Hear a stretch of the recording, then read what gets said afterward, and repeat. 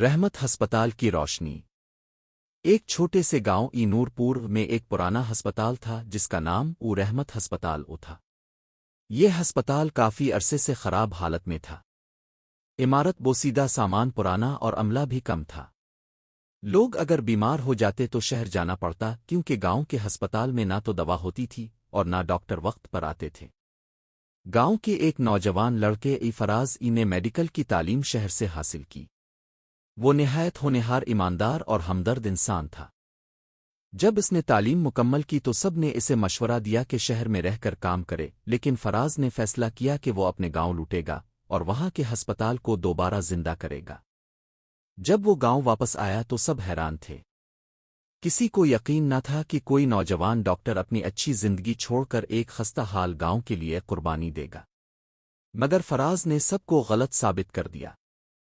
اس نے سب سے پہلے ہسپتال کی صفائی کرائی، پرانی مشینری کو ٹھیک کیا اور جو ناکارہ تھی اسے نئی مشینوں سے بدلا۔ اس نے حکومت سے رابطہ کیا اور کچھ مقامی فلاحی اداروں سے بھی مدد حاصل کی۔ کچھ ہی مہینوں میں ہسپتال میں نئی روح آ گئی۔ اب یہاں روز ڈاکٹر موجود ہوتے، نرسیں وقت پر کام کرتی اور دوا بھی دستیاب ہوتی۔ جو ہسپتال ویران تھا اب وہاں روز درجنوں مریض آتے۔ فراز کا جذبہ دیکھ کر دوسرے ڈاکٹرز اور طبی عملہ بھی کام کرنے لگا۔ گاؤں والوں کی دعائیں اور محبت اس کا حوصلہ بڑھاتی تھیں۔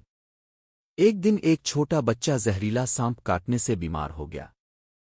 اسے فوری طور پر رحمت ہسپتال لایا گیا۔ فراز نے بغیر وقت ضائع کیے علاج شروع کیا۔ اگر وہ ہسپتال نہ ہوتا تو بچے کی جان خطرے میں پڑ جاتی، لیکن فراز کی مہارت اور ہسپتال کی سہولیات نے بچے کی جان بچا لی۔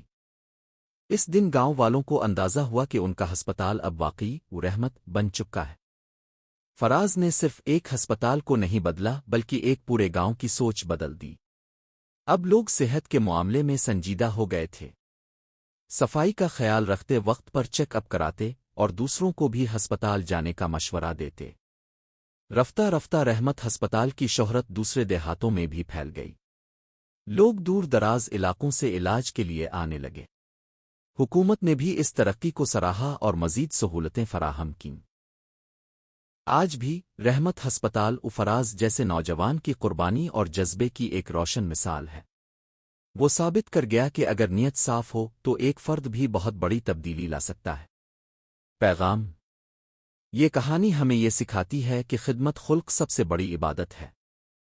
جہاں سب دنیاوی فائدے کی طرف بھاگ رہے ہوں، وہاں اگر ایک شخص بھی انسانیت کا علم اٹھا لے تو معاشرہ بدل سکتا ہے۔